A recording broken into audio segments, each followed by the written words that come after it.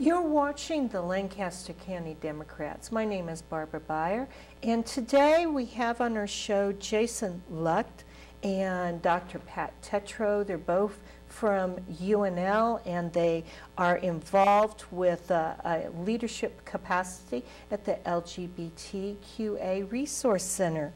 So tell us what the Trevor Project is. The Trevor Project is an organization that is an LGBT lifeline.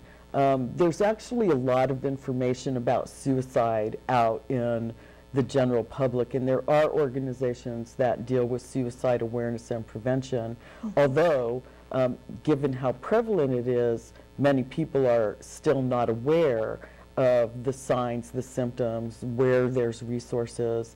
And the Trevor Project came about because we don't always teach about orientation or identity, and not all suicide prevention and intervention services are LGBT knowledgeable or inclusive. Not that they would say, oh, I'm not going to work with you if you say you're gay, but that they don't have the awareness around what it's like to be LGBTQ in our society, or what the different circumstances are or particular stressors are that affect people. And so the Trevor Project is an organization dedicated specifically to help provide a resource for LGBT youth. And so they are online. They have an online presence as well as a phone line that people can call. And that should flash up on the screen either soon or at the end of our program. If our viewers have not seen it, the phone number is 1-866-488-7386, and it's trevorproject.org. Now, Jason, you've been involved with a really innovative project at UNL. It's called It Gets Better. Do I have that right? Could you tell us about that? Basically, what I originally did was we had a vigil commemorating all the September suicides that had taken place.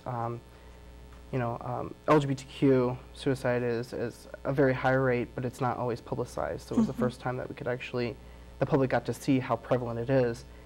And I had been so busy with work, and October is LGBTQ History Month, and school and all that I didn't hear about Tyler Clementi. And actually my mom ended up calling me up and was like, hey, did you hear about this? I'm like, no, what happened? And I started doing research, and she asked me, what are you going to do? and to me that shows like a great advancement of her, how she's changed so much. I was like, this we is cool. appreciate when our parents go and support us. That's a good thing. Oh yes. And I thought about it, and I talked to Pat, and we ended up putting on a vigil. And there was a project started by I can't remember his name, but it was a project started, I believe, in California, and it basically took people's stories about them being LGBTQ and growing up, and how their lives have gotten so much better since high school, and just an inspirational project of just hang on just a little bit longer. So we did a vigil, and then from that, two other people who are not here today that work at the center, Crystal Werding, and who is the co-queer tier coordinator, and then one of our queer tiers, JJ Irwine, got together and decided to create a video.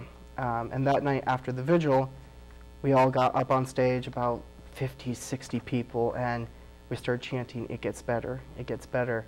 And then Crystal and JJ put together this video to put on YouTube of, each person's story of coming out and how things have gotten better, and just giving people messages that, hey, it gets better, just hang in there just a little bit longer. And we actually have that on YouTube now. If you put in "It Gets Better," UNL LGBTQA Resource Center, you can find that. It's a really awesome video.